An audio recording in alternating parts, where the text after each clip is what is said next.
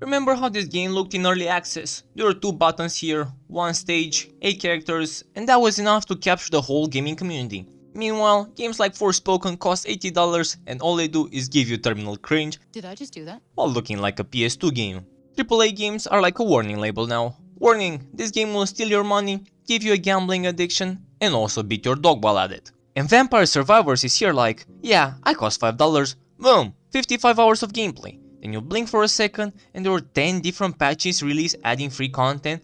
Then you blink again and there was this $2 DLC adding 20 more hours of gameplay. Like, what is happening?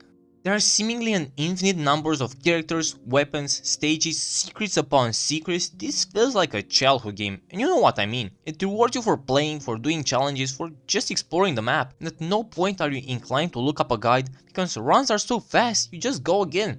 Try a new build, see what works, especially later on after you get a good amount of power-ups, you can pretty much make whatever build you want each run.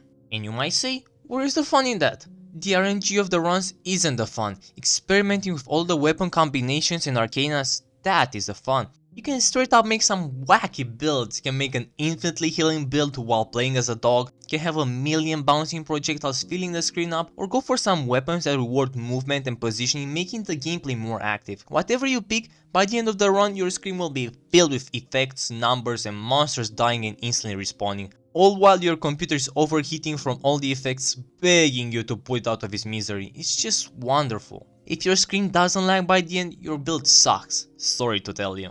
Rewind and listen to all the things I said. Most modern games would never give you that much free content. You'd have to pay for everything, either directly, or it would be infested with the most slimy microtransactions you have seen in your life. Why I believe Vampire Survivors is a perfect indie game is for 2 reasons.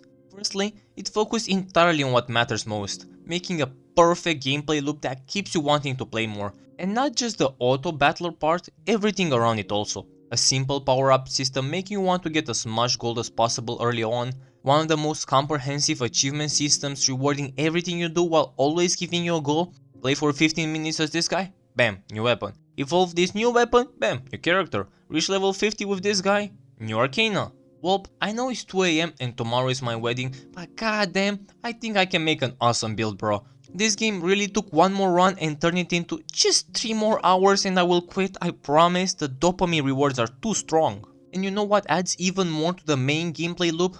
The music. It's really nice that the developer also gave you an awesome game when you bought this soundtrack. It has no right to go as hard as it does.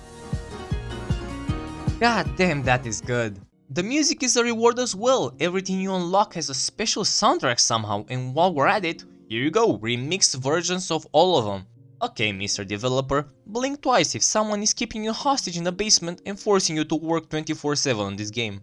Some detractors might say that the graphics suck and it's so ugly they would never stoop so low to play such a game. But they forked over $60 to EA to play Anthem, which is a really nice looking pile of shit. Gameplay is king and it will always be king, even if the game looks outdated for 1990 standards. And for Vampire Survivors, after 20 minutes you can't even see the screen, it's just flashing colors and numbers. And for the second point, which you can argue it's more or less important, why this is a perfect indie game is because it was made with love and pure passion.